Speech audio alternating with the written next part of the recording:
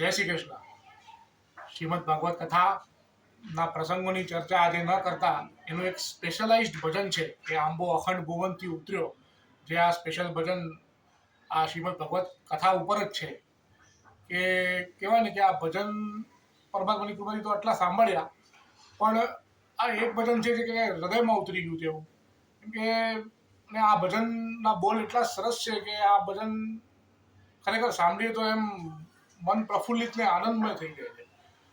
એટલે આ ભજન એ જ સમજી શકે છે કે જેને શ્રીમદ ભાગવત કથાનો રસ પીધો હોય.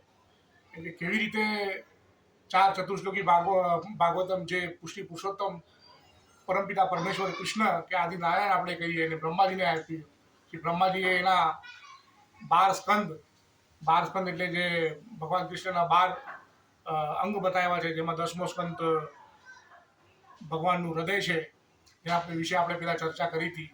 એ 12 સ્કંદના પછી 335 અધ્યાય અને 18,000 શ્લોક કર્યા છે. કેવી રીતે સુખદેવજી વેણીને લઈ ગયા અને પરીક્ષિત બેઠા છે ગંગા કિનારે. એવા સરસ બોલ જે છે આ ભજનમાં. એટલે આ ખરેખર ભજન શ્રીમદ ભાગવત કથા ઉપર છે. એની લિંક જે છે હું સ્ટેટસમાં મૂકી સાથે એ જરૂરથી સાંભળજો. જ્યાં સુધી જો જીવનમાં હંમેશા હું કહું કે શ્રીમદ ભાગવત કથા જ્યાં સુધી નહીં આવે ત્યાં સુધી કૃષ્ણ નહીં મળે. કૃષ્ણને મેળવવા છે તો ભગવત કથાનો જરિયો છે. કેમ કે સ્વયં ઉદ્ધવજીને ભગવાન કહી ગયા છે કે હું ક્યાંય નથી જતો. જ્યારે એ ભગવાન એની લીલાઓ કરીને જતા હતા એના વિશે આપણે ચર્ચા કરી છે. કે મારો આખો વ્યંગ જે છે, આખો મારું સ્વરૂપ છે, હું ભાગવત કથામાં જ નાખીને જાઉં છું.